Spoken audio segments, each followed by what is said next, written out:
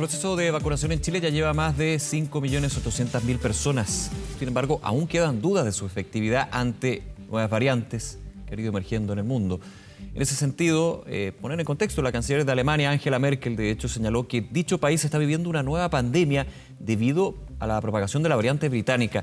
Queremos conversar más sobre estos temas. Estamos ya en contacto con el doctor Miguel Orayan, infectólogo del Instituto Biomédico de la Universidad de Chile, integrante del Consejo Asesor Científico Vacunas COVID-19. Muchas gracias por acompañarnos. Muy buenos días. ¿Qué tal? Un gusto, Nicolás. Muy buenos días. A ver, quiero comenzar con ese punto, la preocupación desde Alemania con respecto a la variante británica. En algún minuto, Miguel, se hablaba de una variante que era más infecciosa, y ahí lo complicado de esta variante, pero no así más mortífera que las que se han ido conociendo. También poniendo el contexto a quienes nos ven que el virus ha ido mutando muchísimas veces. Aquí hay un cambio, digamos, desde la percepción del gobierno alemán, que dice que es más infecciosa, pero también es aún más mortífera. ¿Hay evidencia de eso? Sí, hay que ser muy cauteloso, muy cauteloso. Vamos, obviamente, aprendiendo día a día. Hay muchas variantes que van surgiendo.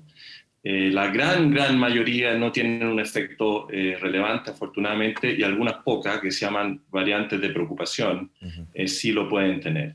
Y ahí tenemos la variante británica, la sudafricana, brasileña, y van surgiendo otras. Y hay que ir evaluando cuál es el impacto de estas variantes en las condiciones de mayor transmisión o de mayor severidad. Por ahora, la evidencia sugiere, basada fundamentalmente en observaciones epidemiológicas, que algunas de estas variantes claramente han predominado sobre otras, la variante británica específicamente en Europa y en el resto del mundo, lo cual hace que tengan lo que se llama una ventaja comparativa, que permite que venza a las otras circulantes y predomine. Y eso causa más casos, la transmisión bajo análisis epidemiológico es que es más transmisible. El tema de la severidad, sin embargo, hay que verlo con más cautela por ahora. Esto va evolucionando en el tiempo, sí. Porque solamente por el hecho de tener más casos, de ser más transmisible, van a haber más casos severos. Porque claro, sabemos que hay una proporción de casos severos en cuanto a los casos totales. Aquí hay un tema, Miguel, perdón, de la proporción de entre mayor cantidad de casos, desgraciadamente, la posibilidad de mayor hospitalizaciones graves se da, digamos. O sea, es un tema también de las cifras. Son personas, yo lo sé, pero las cifras, y lo estamos viviendo aquí en Chile, considerando que se llega a cerca de 7.000 casos nuevos, la cantidad de personas hospitalizadas tiene mucho que ver con esa proporcionalidad, con esa proporción, perdón. Es exactamente eso, y por eso el mensaje fundamental sigue siendo el evitar los contagios. Y no hay cambio en lo que hay que hacer ahí. No es que necesariamente para parar estas variantes tenemos que adoptar medidas nuevas, como usar 2 o 3 mascarillas en vez de una, por ejemplo, simplemente para poner un ejemplo a la población que sea entendible, porque pudiera ser más transmisible. Lo que hay que hacer es extremar las medidas de separación, del buen uso de la mascarilla y lavado de manos para evitar, porque esas mismas medidas van a prevenir la transmisión de estas variantes por lo que sabemos hasta ahora. Y estas variantes surgen en aquellos lugares donde hay más casos, porque está más descontrolado el virus, porque mientras más virus circulante hay mayor posibilidad que hayan mutaciones, que vayan reproduciéndose estos virus y muten y surgen nuevas variantes. Por eso tienden a surgir en lugares como en Brasil o en el contexto global europeo, que son poblaciones muy grandes. Y ahí entonces el mensaje fundamental por ahora es que podemos parar todo esto en la medida que seamos capaces de mantener las medidas fundamentales de aislamiento, uso de mascarilla y lavado de manos, pararlo por lo menos para mantenerlo controlado, claro, hasta que las vacunas, esperamos empiecen a hacer su efecto, que sé que es el segundo punto a discutir. Sí, y vamos a ir a eso, pero antes, doctor, con respecto al tema de las variantes y justamente las vacunas, ahí está la duda también, si efectivamente estas mutaciones, estos cambios, estas nuevas variantes se hacen más resistentes a la vacunación. Hasta el minuto, efectivamente, ¿las vacunas que existen pueden abordar estas variantes británicas, sudafricanas, brasileñas? Claro, y ese es un punto muy relevante y se están estudiando, pero con mucha detención, lo que uno puede decir por ahora de los estudios que han ido saliendo, que no son llegar y hacer, no son fáciles, hay que hacer evaluaciones con las muestras de suero de personas vacunadas con una u otra vacuna y ver si los anticuerpos neutralizantes neutralizan las variantes y decir que eso solamente está midiendo una parte de la respuesta inmune. No está midiendo toda la activación de la inmunidad celular que también tienen estas vacunas y que podrían estar dando una ventaja protectora adicional que solamente midiendo en el laboratorio si los anticuerpos que uno toma en el suero esa persona neutraliza o no estas variantes. Así es que hay que ser cauto. De la evidencia que se ha ido generando, las pruebas, porque esa evidencia no robusta todavía, es que las vacunas tienden a proteger aún contra estas variantes. Hay que ver si hay alguna protección diferencial de una vacuna a otra, porque las vacunas son diferentes plataformas. Claro. Alguna hipótesis es que la vacuna justamente de Sinovac, por ser un virus completo, inactivado, con muchas proteínas estimulando el sistema inmune, quizás podrían tener una mayor posibilidad de proteger contra variantes que vacunas que usan proteínas específicas, que van a atacar solamente una proteína. Claro, por tener el virus completo, digamos, es decir, ser parte de la base de estas variantes que estamos comentando. Entiendo que es así. Exacto. Ya. Pero eso es hipotético. Hay que ver lo que muestra la evidencia y por ahora hay indicios, pero todavía falta ver la robustez de que la vacuna Sinovac, por ejemplo, estaría confiriendo protección contra variantes, por ejemplo, en Brasil, donde se ha visto que a pesar de haber ya circulación importante de variantes brasileñas, se ve una caída en las personas vacunadas del número de casos. Son sugerencias indirectas que hay que irla viendo con mucha precaución. Hay otros estudios de la vacuna de Oxford AstraZeneca, hecha en diferentes poblaciones, que demuestran que protegen contra variantes, otras que a lo mejor protegen un poco menos, de tal manera que hay que ir mirando esto y se está haciendo. Lo importante es, hay que disminuir la transmisión, que hay que seguir vacunándose. Las vacunas sirven en forma muy, muy significativa si van a disminuir en algo su protección o no, porque predomine una variante muy específica, cosa que en Chile no ha ocurrido por ahora, pero si llegara a ocurrir, lo vamos a ir viendo en el tiempo, eventualmente si se requerirá o no un refuerzo de vacuna más adelante. Pero por ahora, el efecto vacunación incluso ya se empieza a ver en los adultos mayores con la disminución de casos severos. Doctor O'Ryan, Chile ya tiene más de 6 millones de personas vacunadas. Falta lo que es el balance, digamos, del mediodía, pero uno entendería que ya con el ritmo de vacunación se debe haber superado esa cifra. Y aquí hay una pregunta que muchos se hacen, quienes nos están viendo hasta ahora. Si llevamos tanta gente vacunada, nos falta todavía de todas maneras, pero mucha gente vacunada, 6 millones de personas, un porcentaje importante con segundas dosis, es decir, con un alto grado de inmunidad. ¿Por qué se da el contexto actual de la crisis sanitaria? Con cerca de 7.000 casos nuevos, 37.000 casos activos, el número de hospitalizados, ocupación de camas críticas que ya está en el 94-95%. ¿Cómo se conversan esos dos mundos, digamos, de nuestro país? Por un lado, una vacunación muy amplia, pero también una crisis sanitaria muy crítica. Claro, porque es una carrera. Es una carrera del virus, por un lado, que está infectando a la población, y de la población que estamos inmunizando, por otro lado, para intentar parar el virus. Y partimos tarde. Partimos tarde porque estábamos desarrollando las vacunas. Sí, entre comillas, partimos tarde comparado con el virus. El virus nos llevaba 500 metros de ventaja cuando empezamos a atacar con la vacuna para intentar pararlo. Y entonces estamos tratando de apagar un incendio ahora con las vacunas, no tratar de prevenirlo de alguna manera, si tuviera que ponerle una manera muy, muy gruesa. Y la única manera de empezar a parar el incendio con la vacuna es, primero, proteger a las personas contra la infección grave y muerte, que es lo que estamos logrando con todas las personas después de su segunda dosis. Eso es muy importante. La primera dosis confiere muy poca protección y ya hemos visto personas que han tenido infección grave, incluso fallecido con una dosis, porque está recién despertando el sistema inmune.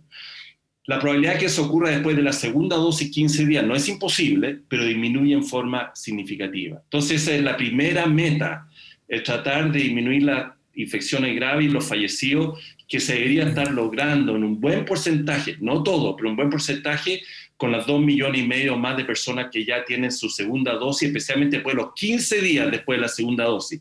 Todo esto es importante para que la gente no se relaje nunca, porque aún con las 2 dosis, después de 15 días, la protección no es completa, pero especialmente antes de eso, que piensen que con una dosis o al poquito reversido los 2 dosis estoy listo. No. Habiendo virus circulando todavía estamos en riesgo. Entonces, lo primero es cortar eso, y con 2,5 millones de personas o más con más de 2 dosis, deberíamos empezar a ver el efecto en la mortalidad. Pero para ver el efecto en la disminución de la circulación viral, que no siga infectando a mucha gente con una dosis de vacuna o con ninguna dosis de vacuna, la mayoría de adultos jóvenes, se requiere mucha más vacunación que la que tenemos ahora. Tenemos mucha, pero hay que duplicarla o triplicarla para poder empezar a ver ese efecto de rebaño. Y eso lo vamos a empezar a ver en varios meses más todavía. De tal manera, lo que vemos ahora no es para nada una sorpresa, lo que uno espera del comportamiento de una epidemia desatada, entre comillas, al cual la empezamos a golpear con una rápida vacunación.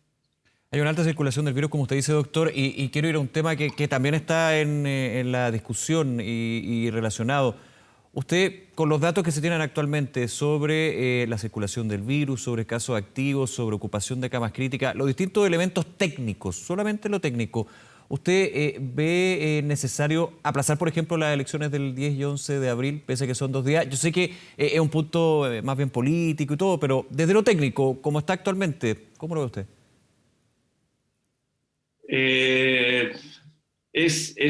Bueno, es una pregunta compleja. Sí.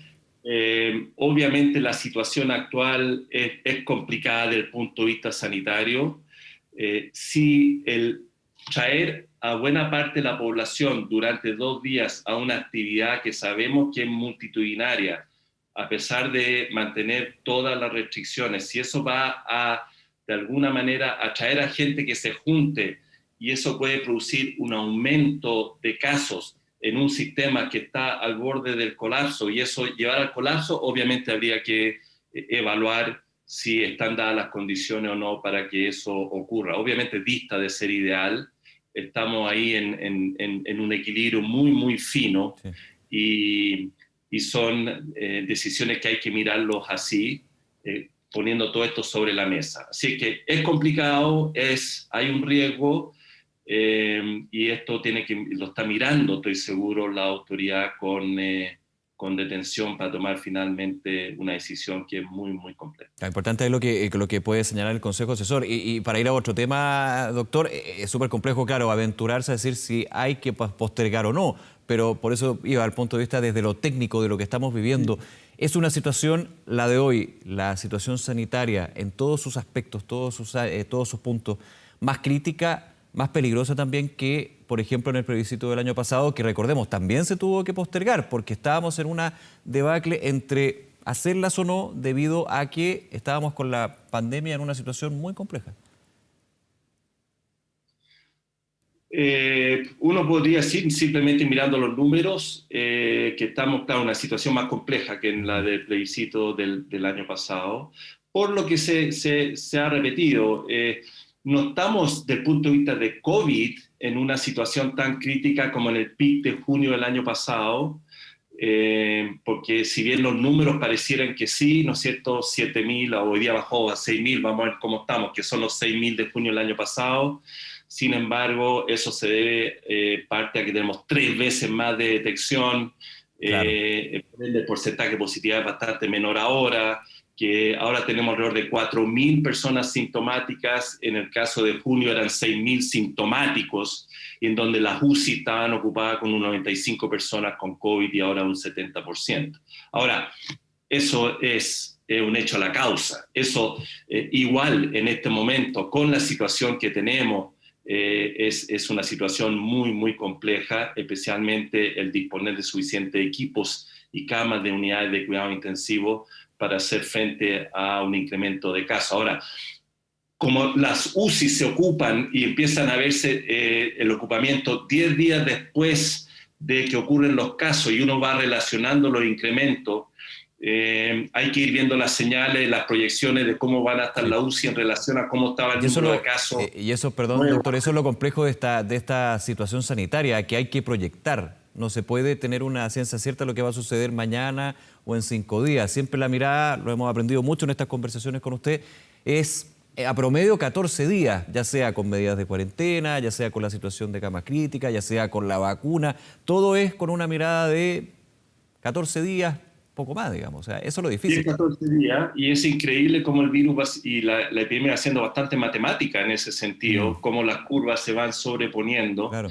Y de ahí entonces estamos mirando siempre los diferentes indicadores, y un indicador muy importante para mí es el número de casos sintomáticos nuevos que estamos teniendo día a día, porque esos son los que van a ir determinando el ocupamiento de la UCI en 10 o 12 días más. Y podrían haber señales positivas en los últimos 2 o 3 días. Siempre me gusta ver la luz de la esperanza, con cautela, pero de esperanza. De que si uno ve los últimos 2, 3, 4 días, hay una tendencia a que los casos nuevos, por lo menos, no siguen disparándose hacia arriba, como pasó hace 2 semanas atrás. Lo que podría estar indicando un efecto de la restricción de movilidad que se ha hecho en el país. Obviamente hay que ir mirando esto semana a semana más que día a día, porque de repente hay fluctuaciones importantes, pero ya empieza, a mi manera de ver, a verse una tendencia quizás de una restricción de la curva que no es tan intensa como era hace 2 semanas atrás, y eso podría llevar a proyectar que a lo mejor podría ralentizarse un poco el ingreso a UCI en las próximas 2 semanas. Pero esto hay que mirarlo con mucha atención y cautela, porque estamos nuevamente, como estábamos un tiempo atrás, estamos en un equilibrio bastante fino y duro del ocupamiento de las camas UCI, que es crítico. Doctor Miguel O'Ryan, como siempre, muchísimas gracias por esta conversación, distintos temas, y por supuesto estamos en contacto para ir también educando, informando y por sobre todo poniendo el contexto, la necesidad del autocuidado.